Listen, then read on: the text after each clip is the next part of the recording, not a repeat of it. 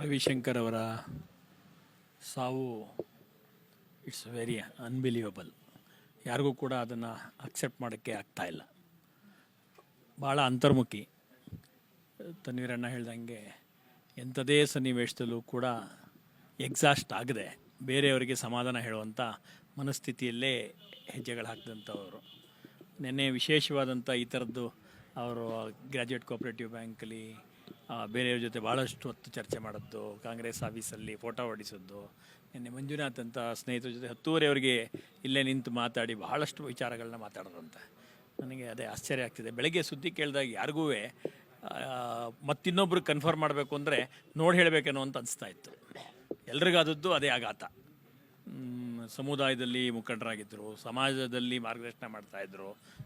ಆಮೇಲೆ ಕಾಂಗ್ರೆಸ್ ನಿಷ್ಠೆಗೆ ಈ ಕುಟುಂಬನೇ ತಾನು ತೊಡ್ಕೊಂಡಿದ್ದಂಥ ಒಂದು ಕುಟುಂಬ ಅಂತಂದರೆ ಎಲ್ಲರೂ ಒಂದೇ ಧ್ವನಿಯಲ್ಲಿ ಹೇಳುವಂಥ ಕುಟುಂಬ ಆಗಿತ್ತು. ಅವರ ವಿಶೇಷ ಅಂದರೆ ನಿನ್ನೆ ಒಂದು ಫೋಟೋ ಕಳಿಸಿರೋದಲ್ಲಿ ರವಿಶಂಕರ್ ಕಾಂಗ್ರೆಸ್ ಜವಾಬ್ದಾರಿ, ಸುಜಾತ ಅವ್ರ ಕಾಂಗ್ರೆಸ್ ಜವಾಬ್ದಾರಿ, ಅವ್ರ ಮಗ ಅಮೇರಿಕಾದಲ್ಲಿ ಓವರ್ಸೀಸ್ ಕಾಂಗ್ರೆಸ್ಸಿನ ಜವಾಬ್ದಾರಿ ಹೊತ್ತಿರೋದನ್ನು ಆ ಫೋಟೋದಲ್ಲಿ ಅದಲ್ಲಿ ಹಾಕಿದ್ದದ್ದು ಎಲ್ಲರೂ ಇವತ್ತು ಚರ್ಚೆಯಲ್ಲಿ ಮಾಡ್ತಿದ್ರೆ ನೋವಾಗ್ತಾಯಿತ್ತು.